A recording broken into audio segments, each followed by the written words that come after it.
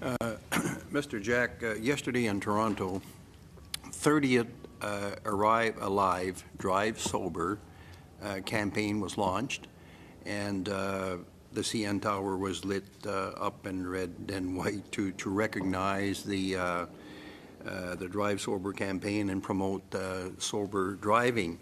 One of the sponsors of this campaign was CAA, South Central Ontario. Can you explain more about this campaign, and are you aware if there are similar campaigns going on in other provinces? That is a local club initiative and not taken out of national office where I work. So I'm not aware of all the details. We've certainly worked with Arrive Alive. We think they're a very good organization. Clubs are free to tailor their provincial and local work as they will, but they all do work in the area of distracted driving and impaired driving. That takes on different forms in different provinces. I know in Saskatchewan, for instance, that Students Against Drunk Driving is sponsored by CAA Saskatchewan. That's work that they do. CAA Quebec has other work that they have underway right now. They're touring their famous pot goggles through the high schools of the province and showing kids what it's like and how impaired they really are when under the effect of cannabis. So it depends where you are in the country. We're active, though, in every province, in one way or the other.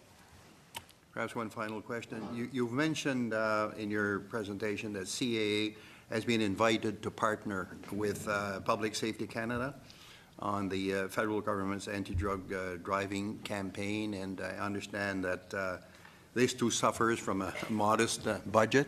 And could you tell us a little more about that? Sure. So we actually like the campaign. They have a very well, they have a less modest budget than we do because of the federal government, but still not very much money for it. But they've got a message that there are consequences and that you are impaired. And really, so let me say two things. First of all, I think all of us in the area, Mark, ourselves, the government, are all trying to get people to model their pot smoking behavior if they're going to do that. With their alcohol behavior. As we said earlier, we have now, it did take a generation, but we do have people, especially young people, to the point where, to put it into the vernacular, it's just not cool to drink and drive. We need to get them to think of cannabis the same way, and as you've heard, a significant minority do not today. So that's the work that we all have underway, and that's really what the federal campaign is doing. It shows a car crash with a bunch of kids in the car. What we do like about their campaign is that they've done some slightly out-of-the-box work for government, at least in terms of where they're positioning it.